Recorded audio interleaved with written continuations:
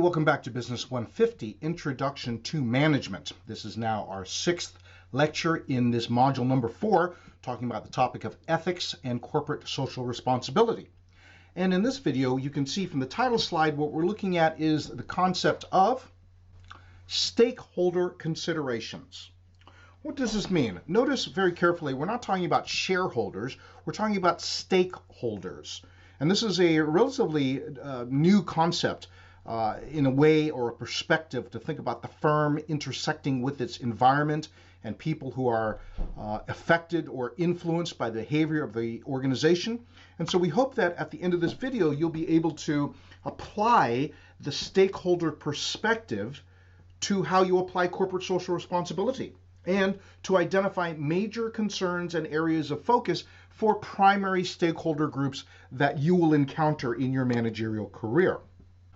When we talk about areas of social responsibility, you can see here the definition of organizational stakeholders being people or organizations who are directly affected by the practices of an organization and has a stake, therefore, in its performance. In other words, who has an interest or a stake in the outcome? That can be everything from the individual consumer who is affected by perhaps a change in product pricing. Think, for instance, of consumers of pharmaceutical companies who are reliant upon particular life-saving drugs, perhaps, and what happens when that company increases the price of that drug by 700%? What happens to the affected stakeholder, in this case, the end user or consumer?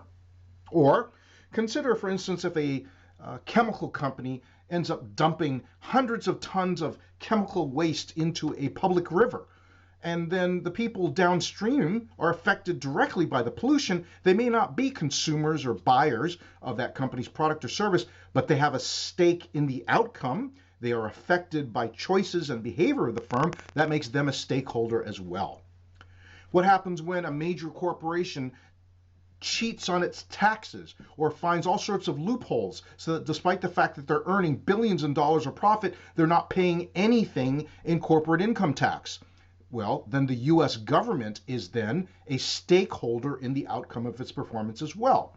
I hope that makes sense, right? Anything, any person, any group, any organization who may be directly affected by behaviors or choices of an organization is a stakeholder. And then you can see there, the note below that, organizational stakeholders is, quite frankly, just another way to describe the task environment, which we talked about a couple of modules ago, right? When we talked about the external environment that a business operates in, we talked about an aspect of that called the task environment. Well, everybody in the task environment is an organizational stakeholder.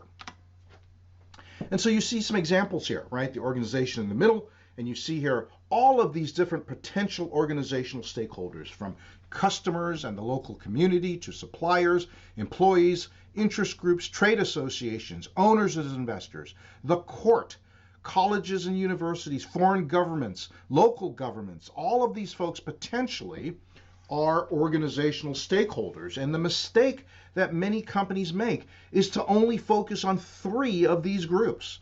And of course, that would be customers, employees, and investors, and miss the opportunity to be responsible citizens or completely miss the potential impact of their choices and behaviors on many other stakeholder groups and categories illustrated in this diagram.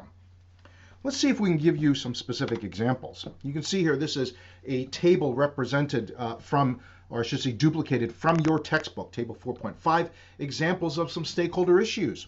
If we start right at the top, then clearly employees are stakeholders, and they will be affected by changes in compensation and benefits, efforts to increase diversity in the workplace, choices about circumstances that would change the level of occupational health and safety, or if you look at all the way down at the 4th category of community, right? Community is going to be, the local community is going to be affected by choices the organization makes about pursuing public health and safety, safeguarding sustainability, being a good corporate citizen, or even the economic contributions that a company makes to the local community. And certainly, environmental groups are going to be affected by a company seeking to minimize energy use or emissions and waste, or making durable, practical efforts to enhance the viability of animal and plant life that might otherwise be affected by their operations. All of these kinds of things you see here on this slide are specific, practical examples that the contemporary manager needs to take into account when choosing to make wise, ethical, managerial choices and decisions. Now, it helps then to do more than simply describe as a concept the practicality or the idea of stakeholders having a concern or a stake in our outcome.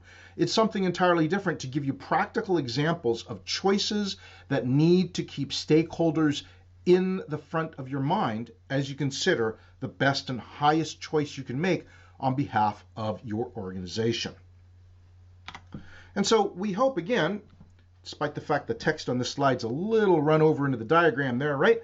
But we hope that after you consider this video and the accompanying text in the textbook, that you're able to apply the stakeholder perspective to your thoughts on corporate social responsibility. Consider them not simply as perhaps loud voices to be placated, but really partners who have an interest, a stake in the outcome of the firm.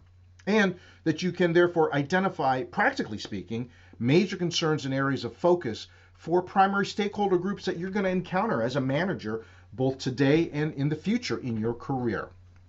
So I hope that's helpful, right? When we advocate for you thinking about the needs and concerns of others, this is practically a very, very real life situation. One way this works itself out in corporate social responsibility, to consider actively and deliberately the stake, the interest that other folks outside the firm have in the performance and the outcome, the behavior, and the choices you make on behalf of your organization.